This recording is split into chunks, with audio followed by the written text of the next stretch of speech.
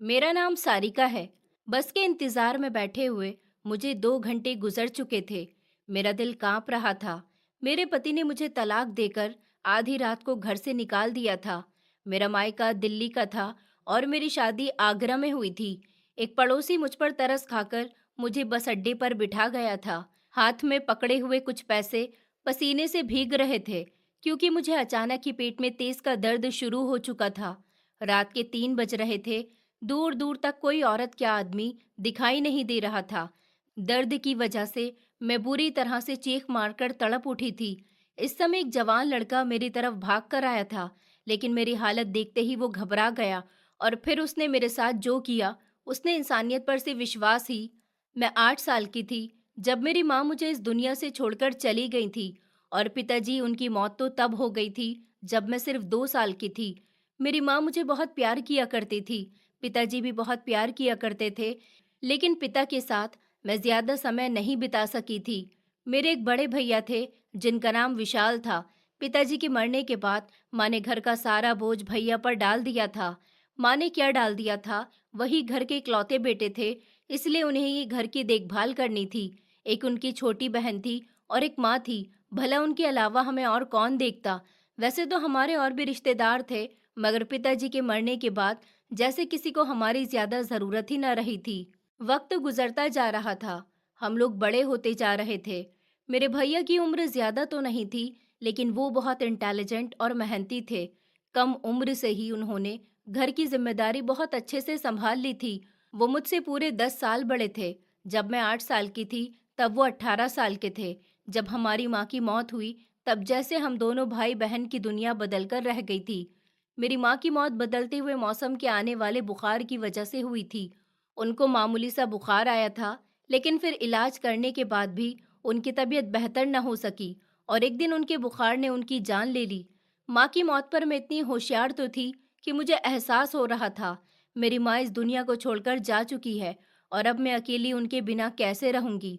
मगर हर कोई मुझे तसल्ली दे रहा था, मेरे आंसू पोंछ रहा था और मुझे समझा रहा था कि फिक्र मत करो, तुम्हारा भाई बहुत अच्छा है, तुम्हारा भाई हमेशा तुम्हारा ख्याल रखेगा। मगर लोगों के द्वारा दी गई ये दुआ थी या बद्दुआ, ये मैं नहीं जानती थी, क्योंकि जब माँ की मौत को कुछ दिन गुजर गए तो भैया का व्यवहार अचानक मेरे साथ अजीब हो गया था। मैं उस समय छोटी थी। मुझे अपनी माँ की बहुत आदत थी, क्योंकि शुरू से ही मैं हमेशा माँ के साथ सोती थी। वही मुझे अपने हाथों से खाना खिलाया करती थी, वही मुझे अपने हाथों से तैयार करके स्कूल भेजती थी। लेकिन उनके जाने के बाद तो जैसे मेरी जिंदगी पूरी तरह से बदल गई थी। भैया तो अपने कॉलेज चले जाते थे। भैया पढ़ाई करने के साथ साथ बच्चों को घर घर जाकर ट्यूशन भी दिया करते थे। मैं सारा दिन घर में अकेली होती थी। कभी कभी नादानी में घर खुला हुआ छोड़कर मोहल्ले की सहेलियों के साथ खेलने के लिए चली जाती थी। भैया शाम को घर आते तो बाजार से खाना लेकर आ जाते थे। वो मुझे बहुत डांटते थे कि तुम घर में क्यों नहीं रहती, घर अकेला छोड़कर कहाँ चली जाती हो और क्यों सारा दिन रोती रहती हो। माँ चली गई तो इसमें मेरी क्या गलती है। अब खुद को बदल दो, तुम बड़ी हो रही हो, बच्ची नहीं रही। कम उम्र में ही भैया ने मेरी पढ़ाई छुड़वाकर मुझे घर के कामों में लगा दिया था। उन्हें मुझ पर रहम नहीं आता था। वो कुछ समय तक ही बाजार का खाना लेकर आए थे, लेकिन उसके बाद उन्होंने कहा था कि अब घर घर जाकर खेलने की जरूरत नहीं है। पड़ोस वाली आंटी से मैंने बात कर ली है। मैंने उनको कह दिया है कि वो तुम्हें यहाँ आकर खाना बनाना सिखा दिया करेंगी। जल्द ही खाना बनाना सीखो और खुद घर में खाना बनाया करो। मैं तुम्हारे लिए बाजार से खाना कब तक लाता रहूंगा, कब तक मैं बाजार के खाने में अपने पैसे खर्च करता रहूंगा। वक्त गुजरता जा रहा था और अपने भैया के कहने के मुताबिक मैंने खुद खाना बनाना सीख लिया था। पड़ोस वाली गायत्री आंटी मुझे उस तरह के व्यंजन बनाना सिखा चुकी थी। मैं छोटी थी, मेरी उम्र थी कि मैं इस समय खिलौनों से खेलूं, लेकिन मेरे हाथ में किचन के बर्तन आ चुके थे जो सारी जिंदगी मेरा भाग्य बन चुके थे। फिर उसके बाद मैं ऐसा किचन में दाखिल हुई कि मुझे सारी जिंदगी गुजर गई अपने हाथ से खाना बनाते हुए, अपने घर को संवारते हुए, अपने घर के एक एक काम को करते हुए। बचपन से ही पूरी जिम्मेदारी और गृहस्थी मैंने अच्छे से संभाल ली थी। हालांकि बचपन में कई बार अपने छोटे छोटे हाथ चूल्हे पर जलाए थे। रोटियां बनती नहीं थी, मगर फिर भी अपने छोटे छोटे हाथों से टेढ़ी मेढ़ी रोटियां बनाकर अपने भैया को खिलाई थी। भैया तो जैसे पूरी तरह से बदल गए थे। उन्हें मुझ पर कोई तरस नहीं आता था। उन्हें मेरी कोई ज़रूरत दिखाई नहीं देती थी। बस उन्हें इतना पता होता था कि उन्हें अपनी पढ़ाई करनी है, अपनी नौकरी करनी है और घर में राशन भरना है। बाकी उनको लगता था कि मैं घर में सारा राशन भर देता हूँ, नौकरी करता हूँ, तो मेरी बहन पेट भरकर खाना खाती है। यही उसके लिए काफ़ी है।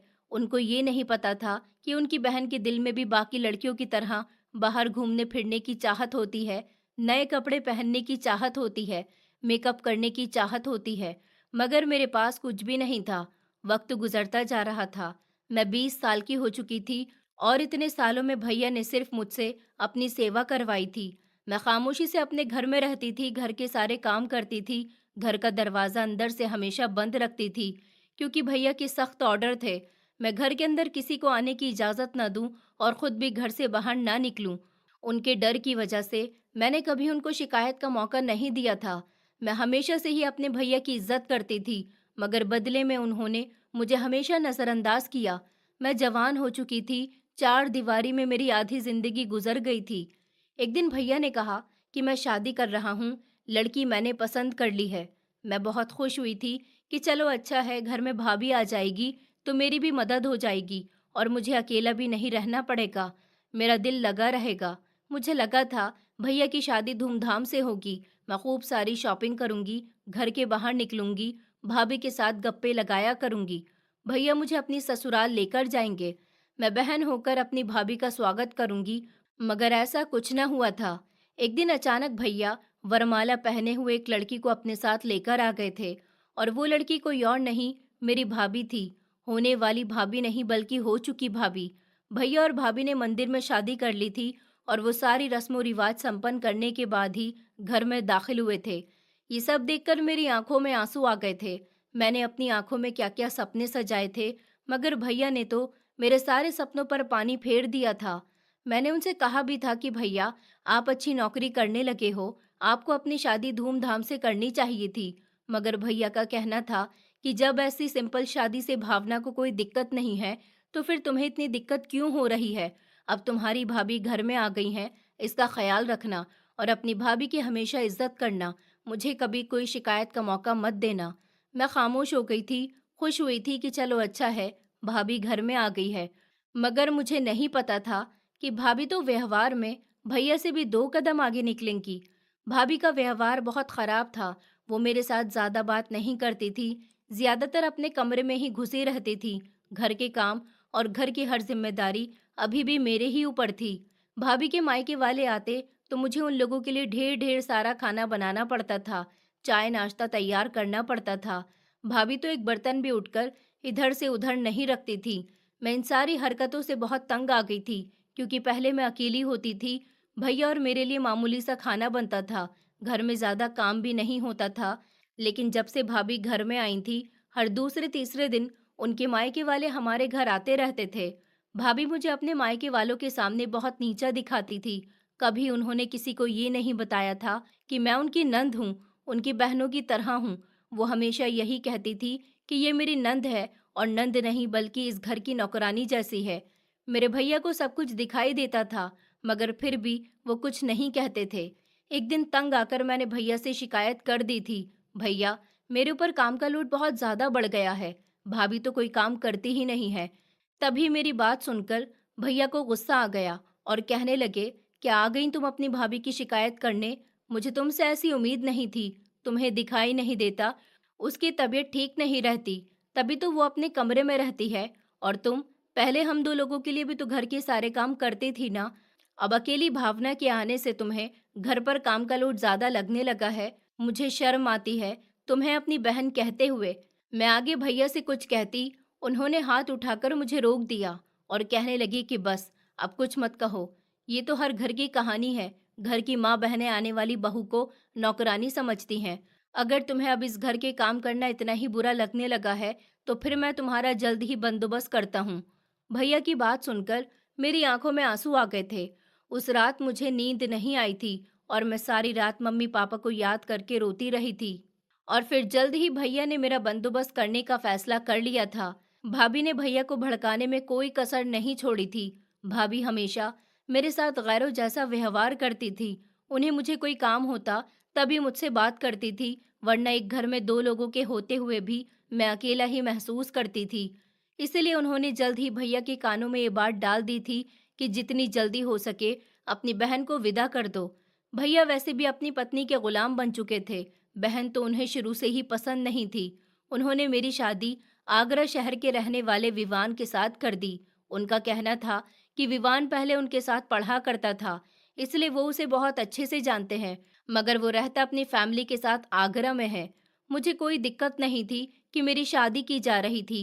ये तो मुझे पता था कि एक न एक दिन मेरी शादी ज़रूर होनी है, मगर भैया भाभी मुझे अपने आप से कुछ ज़्यादा ही दूर भेज रहे थे। फिलहाल मेरी शादी हो गई और मैं विदा होकर अपनी ससुराल आ गई। मुझे लगा था कि इस घर में तो मुझे सुकून मिलेगा, यहाँ तो मेरी बात सुनने वाला समझने वाला कोई होगा। आखिर मुझे अपने पति के घर में सुकून चाहिए और पति से प्यार और इज्जत। वैसे उनके घर में ज़्यादा लोग नहीं थे, उनके भाई थे, दोनों ही भाई शादीशुदा थे और अलग घर में अपनी फैमिली के साथ अलग रहते थे। लेकिन शादी के बाद मुझे पता चला कि मुझे सुकून और मोहब्बत तो यहाँ भी नहीं मिलने वाली, क्योंकि मेरे पति का व्यवहार बहुत ख़राब था। वो छोटी-छोटी बातों पर नाराज़ हो जाते थे, छोटी-छोटी बातों पर गुस्सा किया करते थे। जैसे तुमने खाने में मिर्च तेज़ कर दी, तो इस बात पर वो मुझे डाँटा करते थे। आज तुमने मेरे कपड़े ठीक से नहीं धोए, मेरे कपड़ों पर धब्बा रह गया, तब भी मुझे बहुत बुरी तरह से डाँटते थे। मैं उनको कुछ नहीं कहती थी, खामोशी से उनकी डाँट सुनती रहती थी। मेरी शादी करने के बाद भैया भाभी ने मेरा हालचाल पूछना भी गवारा नहीं समझा था। मैं यहाँ किस हाल में थी, किस हाल में नहीं थी, किसी को इस बात की कोई परवाह नहीं थी। मेरे पति के घर में मुझे हर चीज़ का ऐशो-आराम था, लेकिन पति मेरी कोई कदर नहीं करता था, तो फिर सारा ऐशो-आराम मुझे बेकार लगता था। शादी के 3 महीने के बाद ही ऊपर वाले ने मुझे माँ बनने की खुशी भी दे दी थी। इतने पर भी मेरे पति को मेरी अहमियत का बिल्कुल भी अंदाज़ा नहीं हुआ था। उसका व्यवहार पहले जैसा ही था। वो छोटी-छोटी बात पर मुझे ज़लील कर देता था। उसकी आदत में शुमार था कि उसे छोटी-छोटी बात पर बेहद गुस्सा आ जाता था। उसके अंदर गुस्सा कंट्रोल करने वाली हिम्मत नहीं थी। सारी ज़िंदगी वो अकेला रहा था। भाई-भाभी अपने आप से मतलब रखते थे। ये उसे कई सालों बाद जब पत्नी का साथ मिला, तो वो अपना सारा गुस्सा अपनी पत्नी पर निकालने लगा था। मगर मैं फिर भी माँ बनने की खुशी पाकर बहुत खुश हो रही थी और सोचती थी कि पति जो भी कहेगा खामोशी से बर्दाश्त करती रहूंगी। ऊपर वाला मुझे संतान दे रहा है, इसलिए मेरा अकेलापन दूर हो जाएगा। मगर ऐसा समय ही नहीं आया था। वो रात मेरी जिंदगी की सबसे खतरनाक रात थी जब मेरा पति घर में दाखिल हुआ।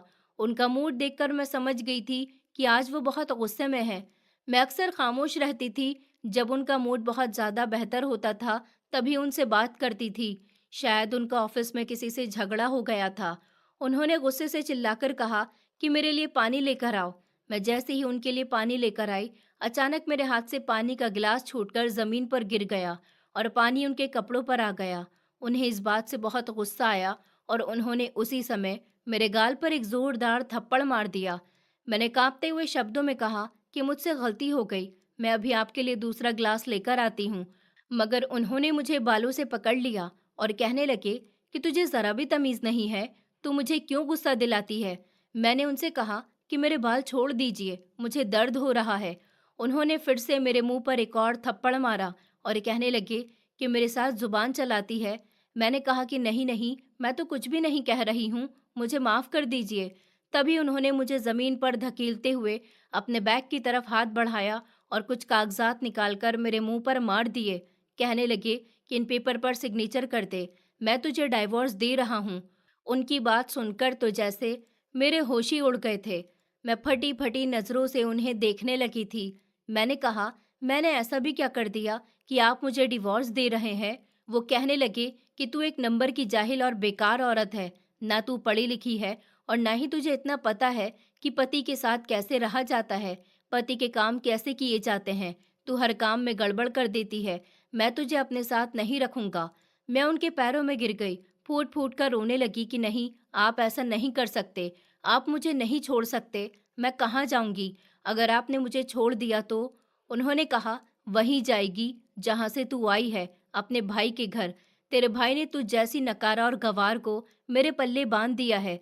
मैं काफी समय से तुझे डाइवोर्स देने की सोच रहा हूँ, मगर आज मैं पूरा काम करके घर में दाखिल हुआ हूँ। मैं पेपर पर सिग्नेचर कर चुका हूँ, अब तू भी कर दे। मैं सिग्नेचर नहीं करना चाहती थी, मगर मेरे पति ने उस रात मेरे मुंह पर कई थप्पड़ मारे थे और जबरदस्ती मुझे डरा धमकाकर उन पर सिग्नेचर करवा लिए थे। हम दोनों की डाइवोर्स हो चुकी थी। उन्होंने कागजात अपने पास रखे और धक्के देकर मुझे घर से